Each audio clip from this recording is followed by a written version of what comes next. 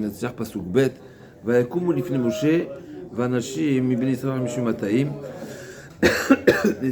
נשיא העדה qui est d'Anshe Shem. Donc ויקומו, ils sont dressés devant Moshe. ואנשים Israël, donc il y avait 250 hommes également. Nesi Eda Keremo d'Anshe Shem, comme nous avons vu. Nous avons rappelé déjà combien de fois le passouk leur rajoute des qualificatifs nobles, n'est-ce pas? Alors que de mémoire, on n'a pas retrouvé que tous ces qualificatifs sont réunis en une fois. Là, c'est 250, ça prouve bien le niveau et le statut de ces personnages. Donc il a vraiment, Korach, à lui-même, il a réussi à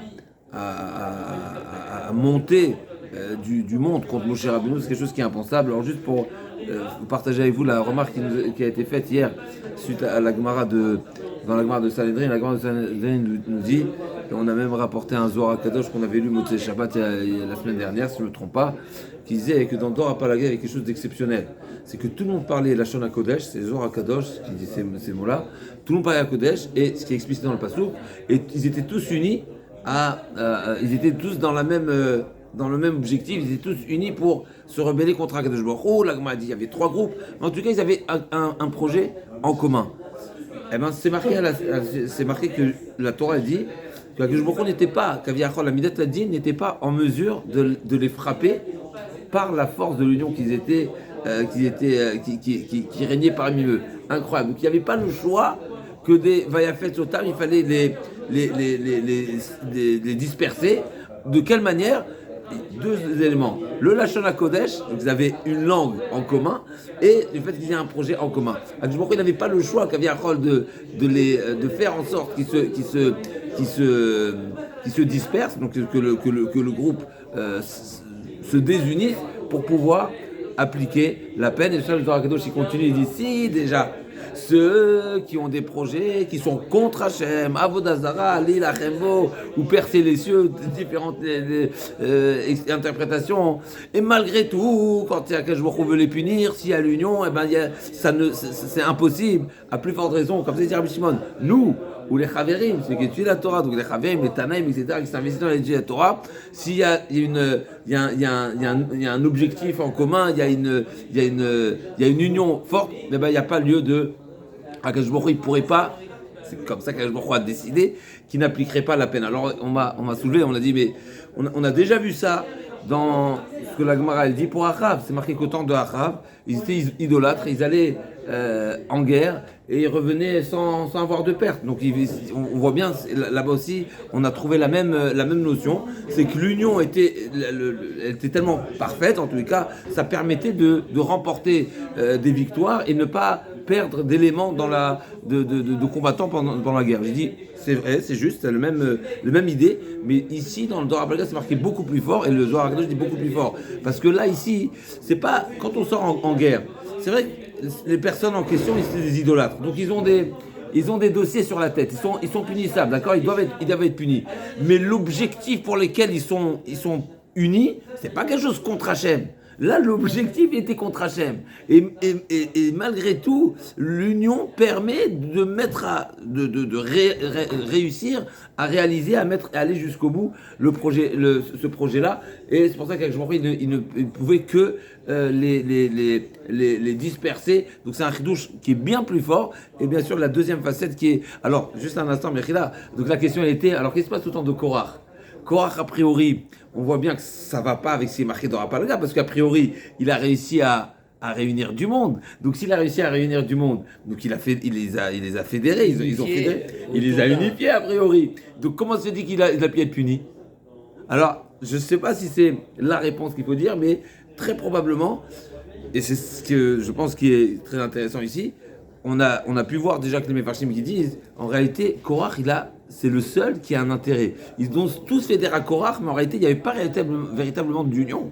Il n'y a pas un projet en commun, dans le sens où, effectivement, il y avait peut-être une manière de rouspéter, de demander des preuves, de s'assurer que Moshe Rabbeinu il dit vrai, effectivement. Mais l'objectif de Korach, il est complètement personnel. Peut-être ce qu'il faudrait dire, même s'il a réussi à fédérer du monde, etc., 250, les plus grands du peuple d'Israël, c'est pas pour autant qu'on peut définir comme étant une union parfaite qui permet. Et Daniel avait rajouté, si je ne me trompe pas, où c'était rapporté hier, Korach Va'adato, c'est-à-dire que même entre Korach et son parti et les personnes, il y a pu avoir des différends donc ça n'est pas forcément, même si c'est ça ce qui est terrible.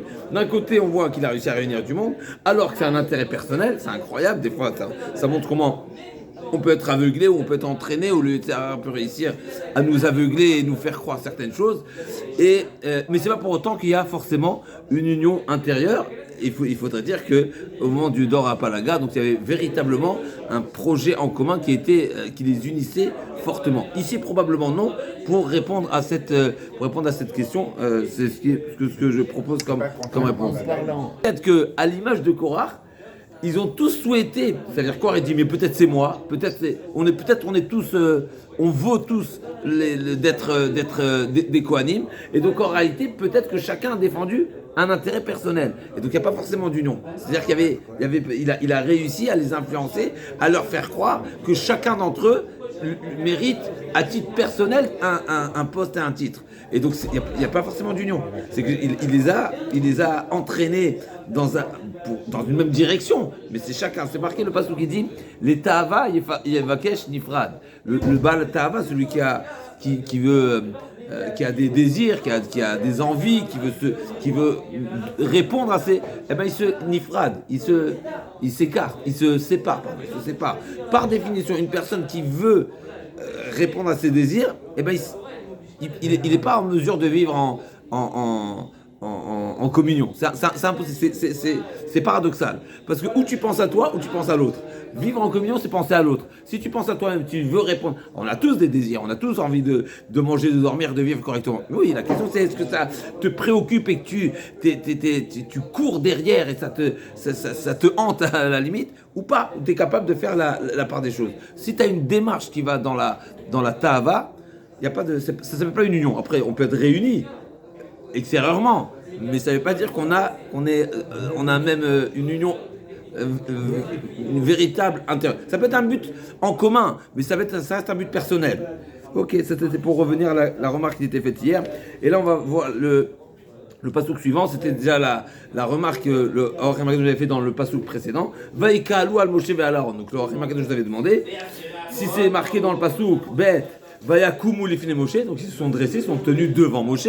Pourquoi il était nécessaire de répéter Vaïka alou al Moshe ve'al Aaron? D'accord? Donc a priori c'est une répétition avec un terme différent. Et pourquoi les deux verbes ne sont pas rapprochés? Il fallait dire Vayamdu, Vaïka alou. D'accord, Vayakumu, Vaïka alou. Là on l'a fait en deux temps, comme si que ça. Alors on va dans le Orachem Akadosh. A Moshe ve'Aaron vayemeru alem Rav lachem. Donc quel était le slogan?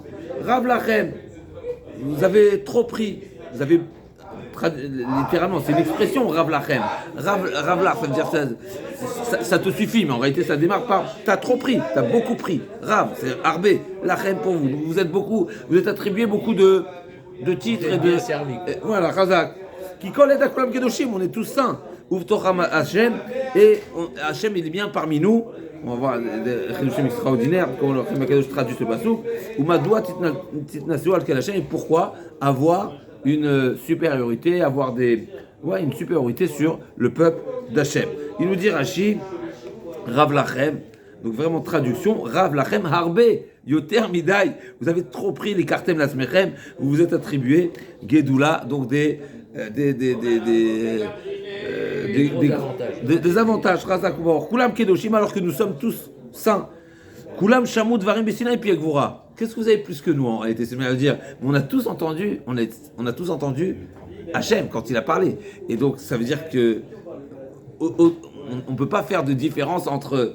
On peut pas. Oui, on a en tous les cas une qualité en commun qui prouverait qu'on est en mesure d'être de tous être au service d'Akadosh Baruch Hu. Donc en réalité, il vient ici remettre en question, même si souvent on a rappelé cette discussion, si je ne me trompe pas, c'est un Sforno qui dit que c'est vrai qu'on a tous entendu Anochi Hashem Elokecha, on a entendu les 10 commandements, on a entendu la voix d'Hachem. Ça ne veut pas dire pour autant qu'on a entendu au même degré. On n'a pas tous les mêmes oreilles, on n'a pas tous le même niveau. Alors effectivement, oui, effectivement, il y a quelque chose de général où il y a un point commun. Ça ne veut pas dire pour autant qu'on a le même niveau. Et là, ça rejoint un petit peu cette superficialité de dire oui, mais on est tous égaux. Non, aucun rapport. Chacun sa vie, chacun son rôle, chacun a ses qualités, chacun. Il y a beaucoup de paramètres. On ne peut pas dire on est tous égaux. Mais les Mephashim disent qu'ils voulaient ramener comme on nous a déjà dit le Orem Akadosh, il voulait ramener et redonner le droit d'aînesse à Réhouven de manière à, voilà, ce serait même, il faudrait comprendre parce qu'a priori si le droit d'aînesse revenait à Réhouven et le droit au service revenait à Réhouven, eh ben, il serait disqualifié lui, d'accord, ou peut-être pas, peut-être il y aurait eu Gam Vegam, dis-le, mais en tout cas, Madoua Titnaseu, Imla Karta Tamalchut, donc là il parle au pluriel, même si réellement on va voir que ce qui le dérange, en tout cas, ce qu'il aurait souhaité avoir, c'est la Keuna, ou Bigashtem Gam Keuna. Ça va être, on va voir comment Moshe Rabbeinu va leur répondre. C'est-à-dire que clairement, ils ont demandé la Keuna. Mais là, c'est marqué quand Korach et Adato ils accusent Moshe, en tout cas, ils rouspètent devant Moshe. Madoua Titnaseu, c'est au pluriel. Il faut dire pourquoi Madoua Aaron Mitnasé, d'accord? Pourquoi au pluriel? Madoua Titnaseu. Im la karta atal malchut. Si toi déjà tu t'es pris, d'accord? Tu t'es octroyé ce titre de roi. Loya lecha levaria lacha keuna. Tu n'aurais pas dû aller jusqu'à distribuer à ton frère ce droit de keuna. Loatel madrash shatem b'tzien anochashem l'ukira. Encore une fois, Rashi répète. Kol haeda shamu. Et c'est Madoua Titnaseu al-Kadashem. On dit le Orem Akadosh. Ok. On dit le Orem Akadosh dans les mots. Rav Lachem, Madoua, Pirouche.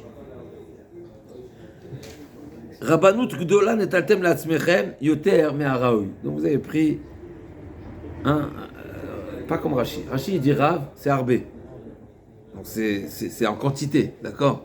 Alors que le Orem Akadosh dit, c'est pas Minachon Arbé, c'est pas quantitatif, c'est Rabbanut. Minachon, alors bien sûr il y a peut-être un lien c'est peut-être la même source, le même origine, la même idée, mais c'est plus précis. On ne parle pas ici de quantité, on parle de Rabbanut. Rabbanut, c'est quelqu'un qui est un Rav. Donc vous êtes Rav Lachem. Vous avez écrit beaucoup de postes de rabbin. D'accord?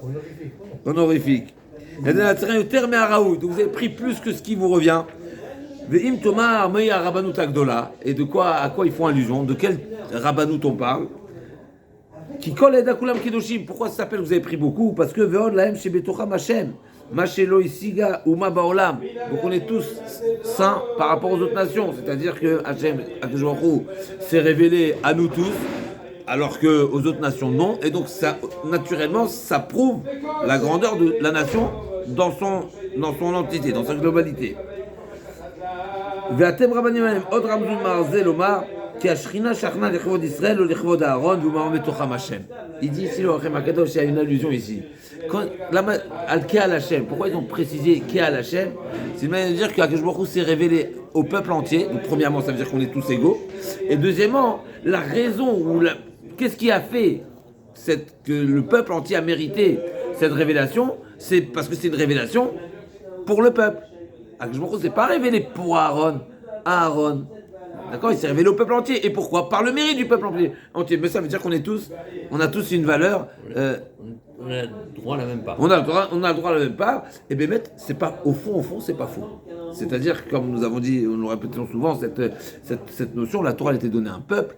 Et même Moshe Rabbeinu, quand il va consoler un petit peu les Bnei Israël, il va leur rappeler qu'Akadosh Baruch Hu ne s'est adressé à Moshe Rabbeinu que par le mérite du peuple. Et la preuve en est, c'est pendant toutes les années de punition où on a dû errer dans le désert pendant 40 ans, eh ben, l'on nitiached shrina imi, comme ça Moshe Rabbeinu dit, Akadosh Baruch Hu ne s'est pas révélé à moi. Alors l'on nitiached, je ne sais pas si forcément ça veut dire qu'il n'y a eu aucun message, parce qu'on sait bien qu'il y a eu plein d'histoires dans ces 40 ans.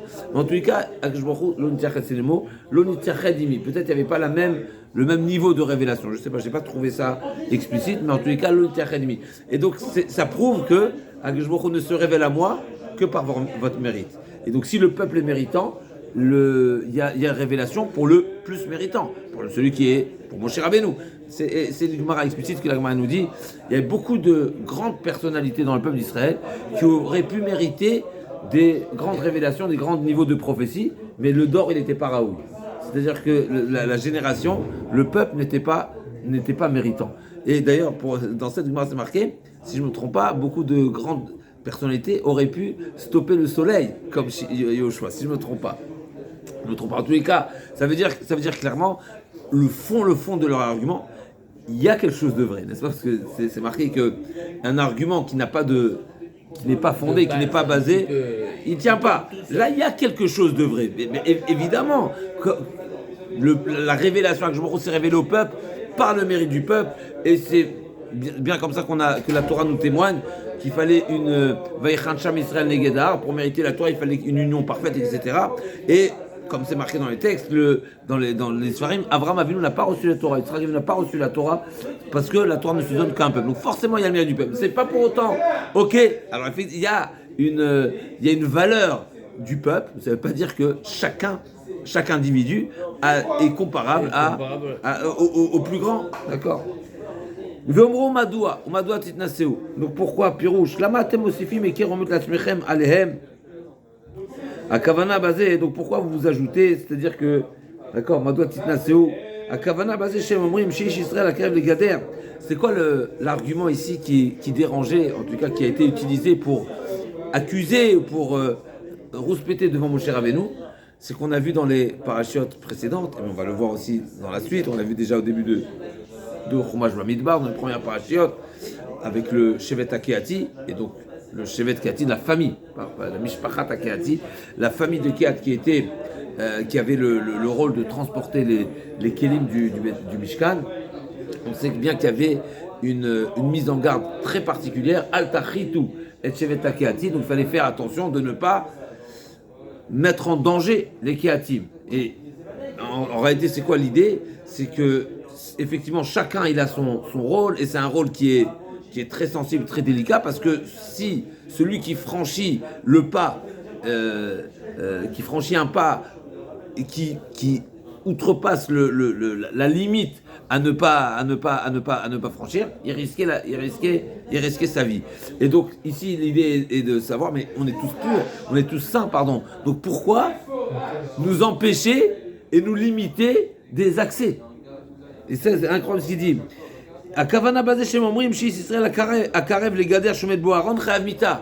Donc quelque part à nouveau, il a mis Aaron comme étant kaviachol fautif, comme si que Aaron, il a un droit un espace d'activité qui lui est réservé à lui. Donc déjà, c'est le seul qui est Kohen Gadol, donc c'est le seul qui pratique le service. Mais en plus de ça, tout le monde n'a pas le droit de venir s'approcher. S'il s'approche, il meurt. Comme si que c'est Moshe Rabbeinu à nouveau, c'est incroyable. Où ça pousse. Ben oui, s'il meurt, c'est que c'est le bon Dieu qui le tue. N'est-ce pas, Moshe Rabbeinu, il est. Alors des fois, il y a à nouveau cet argument. Il pourrait être. Des fois, c'est marqué, c'est soupçonné, n'est-ce pas, comme on va voir dans la suite de la paracha. Les Bnei Israël vont soupçonner Moshe et Aaron d'être responsables, n'est-ce pas, de la mort. Atem amitem etam Hashem. C'est vous les responsables de la mort. Comme si que ils ont peut-être supposé que c'est la décision personnelle de Moshe Rabbeinu. Et Hachem il valide, comme on a dit, parce que si Moshe il veut, Hachem il valide.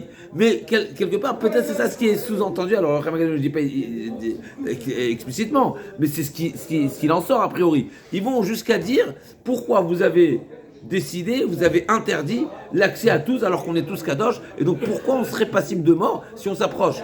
Donc là, c'est vraiment poursuivre dans des énormités et d'aller dire non seulement tu as choisi ton frère Aaron, mais en plus tu lui as réservé un lieu qui condamne tous les autres. T'as vraiment poussé, c'est ce qu'il disait à Moshe Rabbeinu. J'ai lu un commentaire que quand... Okay. Donc à nouveau cette précision magnifique du Orachem Akadosh qui n'est pas explicite et qui se cache derrière les arguments de Korach. Pourquoi vous avez défini, pourquoi tu as défini un lieu une accessibilité, l'accès est limité, à tel point que celui qui souhaiterait s'approcher, il est Khamita. Al-Kal Hashem, puisque finalement, d'interdire et de limiter l'accès, c'est une manière de dire, ben toi non. Donc toi non, c'est une forme de zilzul, une forme de mépris. Alors que nous sommes tous, Krové El Elion, les poslam, les bilti, la Hashem Elohim. Va Ishma Moshe, encore un petit pasouk. Va Ishma Moshe, va Yipol Alpana. Donc, ce que vous avez dit, Moshe s'est mis. Alors, là, on parle de Moshe, même si c'est marqué va Yikalou al Moshe va al Aaron, c'est marqué que Moshe va Yipol Moshe Alpana. D'accord, va Ishma Moshe va Yipol Alpana. La réaction, qui est-ce qui a réagi en premier?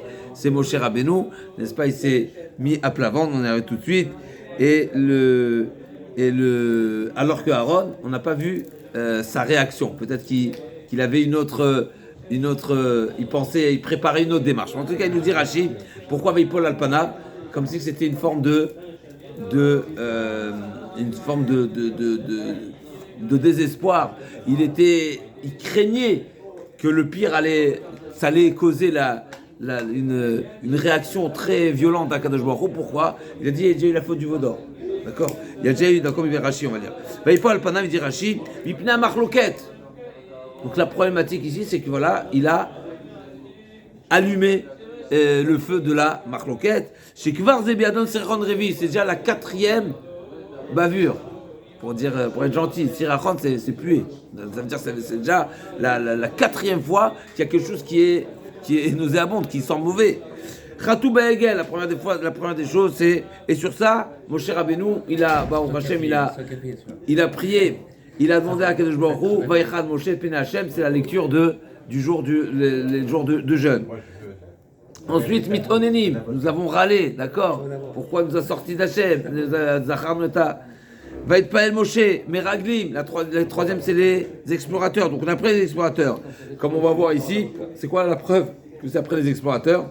Parce que quand Moshe Rabbeinu va convoquer Datan Vaviram, qu'est-ce qu'ils ont dit? L'onale, Hamat, qui est l'état de Mamsrem, la mité de Moïdbar, qui sert à nous gagner Mistarer. Donc ils ont dit, déjà, tu t'es pris pour. En plus, tu nous as fait sortir d'Égypte. Pourquoi? Pour quelle finalité? Pour mourir dans le désert. Pourquoi il parle de mourir dans le désert? Ça veut dire qu'on a déjà été décrété la peine suite à la faute des explorateurs de mourir dans le désert. Donc ils savent qu'ils sont condamnés. D'ailleurs, certains Mefashim me disent pourquoi c'est à ce moment-là que Korach il s'est levé. C'est parce que justement ils savaient que de toute façon il avait quelque part rien à perdre. De toute façon ils étaient condamnés. Voilà, donc de toute façon il y a quelque chose ici. On est déjà dans une situation très voilà. Razak, donc ils ont été un petit peu comment on appelle ça, suicidaires. Davantage. Mais en tous les cas, donc on est déjà faux du veau d'or. Les râleurs, comme c'est marqué, Ra ben Hashem, Moshe, Ra Meod. Et là, et les Meraglim, les explorateurs. Et là, c'est la 4e fois que Korach, Marlogan Moshe Rabbeinu, il était atterré, c'est le cas de dire. Il n'avait plus les forces, il craignait à ce que Akadosh Baruch Hu ne lui offre plus ce droit ou cette chance de prier pour le peuple d'Israël. Et donc on va mettre donc il était sans force. Machal ben Melech Sacharavi ou pièce à l'avo avo pas maram shtaim shalosh tarefin trashlu al yedeu avo à l'image de celui du bien-aimé du roi qui vient à plusieurs reprises défendre le prince, ni plus ni moins. Mais là il dit combien est-ce possible, n'est-ce pas? Et Bémet, oui, ici on a l'impression que oui, Moshe Rabbeinu il n'a pas prié ici, après, c'est marqué en deuxième temps. Mais ici, Moshe Rabbeinu, il s'est affalé. N'est-ce pas? C'est pas écrit Bokato. C'est pas écrit la semaine dernière. Effectivement, dans la page de la semaine dernière, on a vu Vaïna Souzé Serpe Amim. À 10 reprises, on a manqué, on a rouspété d'une manière Ils ont mis à l'épreuve Hachem, mais là ils ne se sont pas rebellés. Là c'est un sirachon, là c'est un autre niveau. Et donc, alors il nous dit Ochem Akadosh, je te passe tout Vaishma Moshe Vaipol. Donc Moshe Rabbeinu, il a entendu, il est tombé à plat ventre. C'est-à-dire la date la Vaishma. Pourquoi il était nécessaire de préciser que Moshe l'a entendu? Bien sûr, si on se monte on monte, n'est-ce pas, on se réunit, on s'oppose à quelqu'un et on tient des propos, et ben on entend. Pourquoi il faut dire qu'il a entendu? Bien sûr il a entendu. On aurait pu dire, sans le Rema Kadosh, on aurait pu dire que en réalité non, quand on vient comme ça en cohue, eh ben on s'entend même pas. Peut-être tout le monde crie à sa manière, n'est-ce pas, et très calé l'homme Ishma. Mais non, Veishma, c'est qu'il a bien entendu. Et quand on parle de Shemia, c'est comme on dit Shema Israël, c'est pas entendre, c'est pas écouter, c'est entendre. D'accord, c'est pas entendre, écouter une voix, écouter un bruit. C'est entendre, ça veut dire que ça rentre. Et Shmeou, à l'intérieur, il faut que ça rentre, ça rentre à l'intérieur, c'est-à-dire comprendre la profondeur des choses. Donc il dit au Rema Kadosh, donc si ils se sont adressés à lui, naturellement Moshe Rabbeinu il entend. Baruch Hashem, Moshe Rabbeinu il n'a pas de défaut, comme c'est marqué Moum En Bach, n'est-ce pas? Bedomin Lecha Itar, ok. Minayin Yalada Shelo Ishma. Pourquoi imaginer que Moshe Rabbeinu n'aurait pas entendu? Deuxièmement, pourquoi il est tombé à plat ventre? Donc on a dit, Rachid nous a répondu. Pourquoi il est tombé? Parce que c'est une manière de montrer qu'il est sans force, qu'il est impuissant, qu'il n'y croit pas. Il a craqué, qu'il ne croit pas que Baruch va accepter sa tfila. Venire, qu'il est ça, melaglegim, lo gamru gzerat hamechovan, shel atzat advarim, odia katuv shevin Moshe tachlit advarim, gam shel pirshu divrei. En réalité, ici, les propos de toute cette assemblée n'étaient pas encore, n'a pas été clairement formulés, et il y a une, ce qui a pu être entendu n'était pas clair. Moshe, quand il dit Veishma, c'est-à-dire qu'il a bien compris quelles sont les intentions, quel est le but, et jusqu'à où ils veulent pousser dans leur, qu'est-ce que leur mécontentement dans leur revendication. Chazak. Et c'est pour ça qu'il est tombé. Neged Mashama Shemitnasim Alka Hashem.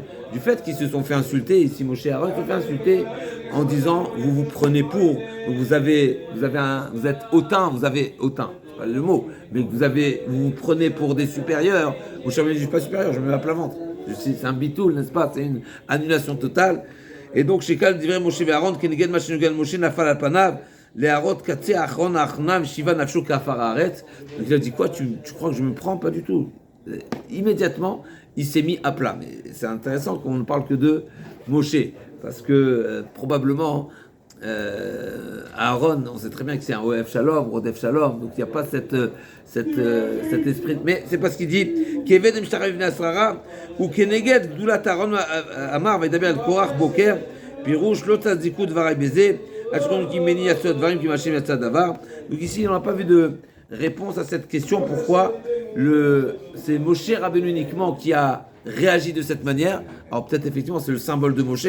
Moshe, la Nava, donc la Nava, ça s'exprime immédiatement d'une manière, c'est expressif comme la Nava, alors qu'Aaron, a priori, il a une autre approche. Et on ne voit pas que ici, Aaron, il s'est mis à plat ventre, alors que, si je ne me trompe pas, dans la semaine dernière, le Ramban, donc on a dit dans Parashat Shelach, quand c'est un problème, les Meraglim, ils ont dit Chazaku Imenu, et ils ont découragé le peuple. Moshe Aaron, réaction identique, Vaipol, Moshe Aaron al Penehem, d'accord, Vaipol Moshe al Penehem.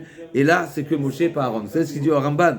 Amar, Vaipol Alpana, Velomar Vaiplou. C'est intéressant. Pourquoi Vaiplou? En tout cas, Aaron, il s'est pas incliné, il n'est pas. Qui Aaron, Bemoussaro, Gdushato, Loana Davar. Aaron a connu, il a eu une autre, effectivement, il avait une autre approche, une autre réaction. Il n'a rien répondu. C'est Moshe Rabbeinu qui va répondre. Aaron, il n'a pas répondu. Pourquoi? Loana Davar, Bechol Amachloket-Azu. Sans le Ramban, on aurait pu dire parce que c'est Aaron qui est visé. Donc il est le Baal Davar Kaviachol. D'un côté, c'est Moshe qui est accusé d'avoir choisi, d'avoir délégué à Aaron, d'avoir désigné Aaron, mais d'un côté, l'objet c'est Aaron. Mais c'est Moshe qui est accusé sur Aaron. Eh bien Aaron, Pourquoi Vaï Kemacharish, il s'est tu, il a tenu le silence. Pourquoi? Ou Kemodé, chez Maalat, Korach, Gdola et Maalato. C'est une manière de dire, tu as raison, tu es plus grand que moi. Seulement lui, lui, on l'accuse pas de s'être choisi. Donc d'avoir été choisi. Donc il dit, t'as raison, moi j'ai été choisi. Donc la manière de réagir dans ce contexte-là, effectivement, Moshe Rabbeinu, il n'avait pas le choix de dire que c'est pas lui qui a décidé, c'est Hachem. Donc il faut bien répondre. Aaron, qui a mérité cette nomination, mais il dit, tu as raison, moi je le mérite pas. C'est quelque chose qui est venu de très haut. Et bien sûr, il n'y a aucun doute que ça vient d'Akadosh Baruch Hu. Avalou sait qu'il va Moshe qui a Virat Meler. C'est une manière de dire, voilà, il s'est même pas mis à terre. C'est une manière de dire que moi je suis quelque part, comme si ça laisse entendre que vous avez raison, que vous êtes plus digne que moi. Vous avez pas forcément, je suis pas forcément mieux que moi. Je suis pas mieux que vous, mais je ne fais qu'exécuter ce qu'on m'a offert, les ordres. C'est incroyable. Okay.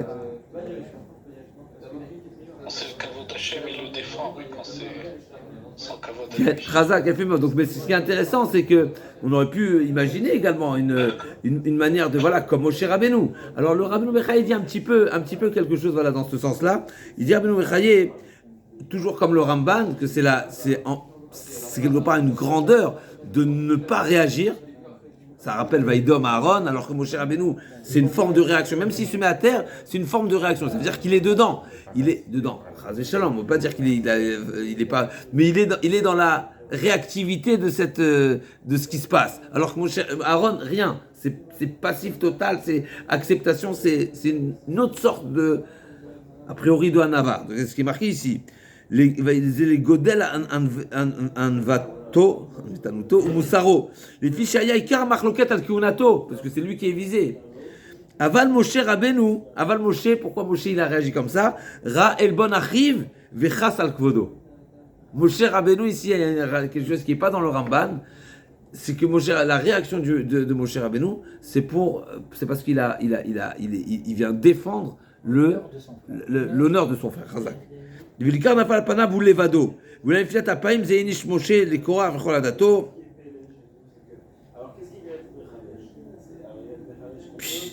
il faut savoir, incroyable, magnifique, si nous dit Rabbeinu Bechaye, il nous dit Rabbeinu Bechaye nous ramène cette fameuse Gemara, la Gemara dans Baba Metzia, qui nous raconte que depuis que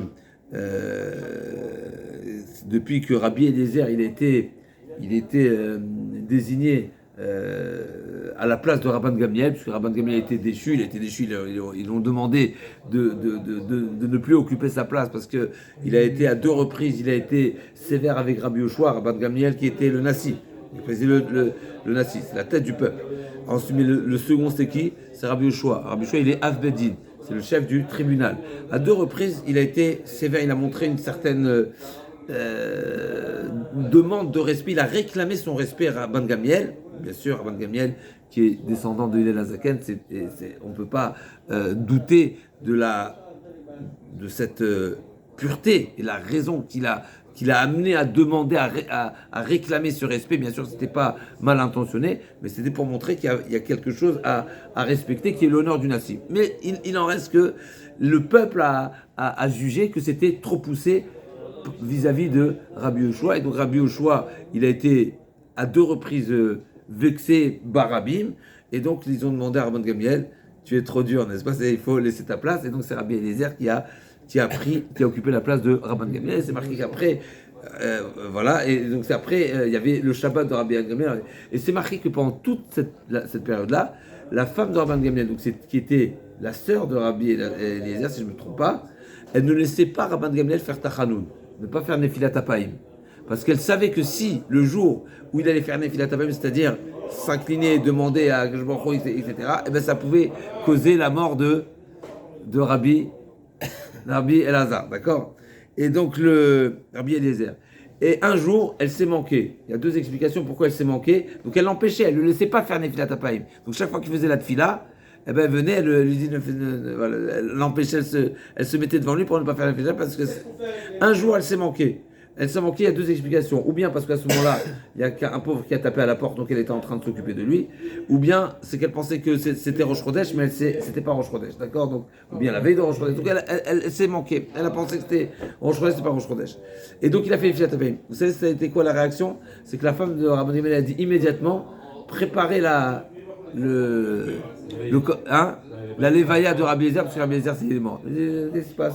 Il dit parce que je sais très bien que tu portes lourd cette peine que tu as d'avoir été déchu, et c'est Rabbi Eliezer qui occupe ta place.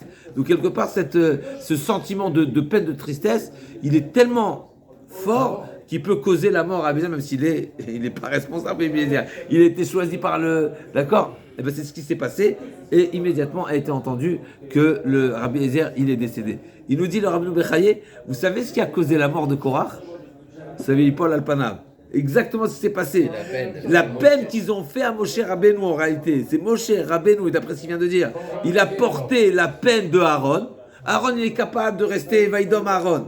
C'est un niveau. Moshe Rabbeinu, il a été affecté et il a porté le manque de kavod qu'ils ont eu envers Aaron. C'est ça qui a causé la mort à Korach. Donc ils ont dit pourquoi il est mort Korach. Donc pourquoi il est mort Korach? Parce qu'ils ont fait de la peine à Moshe. Pourquoi Moshe il a eu de la peine? Parce qu'ils ont manqué de kavod à... C'est même pas pour lui, donc c'est incroyable. Regarde cette fratrie qui est extraordinaire. Aaron à Cohen, il est complètement kaviachol insensible de ce qui se passe. Moshe Rabbeinu, il est insensible de ce qui se passe vis-à-vis de lui, mais il défend son frère. Et cette peine-là qu'ils ont faite, c'est ça ce qui a signé leur... il défend son frère ou il défend l'honneur de qui mérite son frère. Représenter bien le sûr, de son frère. Bien sûr, plus précisément, bien sûr. Ça. Ça veut dire, alors même si c'est pas marqué comme ça, mais très probablement, bien sûr, ça veut dire que on remet en question le titre de Keuna qui lui a été remis. Voilà. Ça veut dire qu'il le vaut. Ça veut dire que il défend effectivement ce poste de Keuna que son frère représente effectivement. Et ben c'est ça ce qui a été incroyable, c'est magnifique cette explication. Donc peut-être Yachol Yod, d'après ce qu'il dit le Rabbi Bechaye, on peut pousser et dire c'est peut-être Aaron, pour ça qu'Aaron il n'a pas fait. Parce que si Aaron également il avait fait, il s'était mis à... Mais ça aurait été un carnage. Et la peine de Moshe Rabbeinu et la peine de Aaron, ça aurait été un carnage pour le peuple d'Israël. Donc Aaron à Cohen, il s'est retenu. Et c'est ça la force de Aaron, de se retenir pour la paix, pour ne pas... Parce qu'effectivement, il y a quelque chose à porter ici. Il y a une peine. Parce qu'on aurait pu dire, autant Moshe Rabbeinu, il porte la peine de Aaron, et ben pourquoi Aaron ne fait pas viser ça? Ben oui, pour Moshe, parce que comme on a dit, c'est Moshe qui a insulté ici. C'est Moshe qui a insulté, c'est lui le sujet. Donc Moshe Rabbeinu, il est sensible pour Aaron, Aaron n'est pas sensible pour Moshe Rabbeinu. Ah ouais, pourquoi? Mais parce que si c'était, lui aussi il aurait été sensible, ça aurait été on ne sait pas ce qu'elles auraient été les conséquences. On a compris un peu plus la Torah aujourd'hui au Doul Hashem Kitov.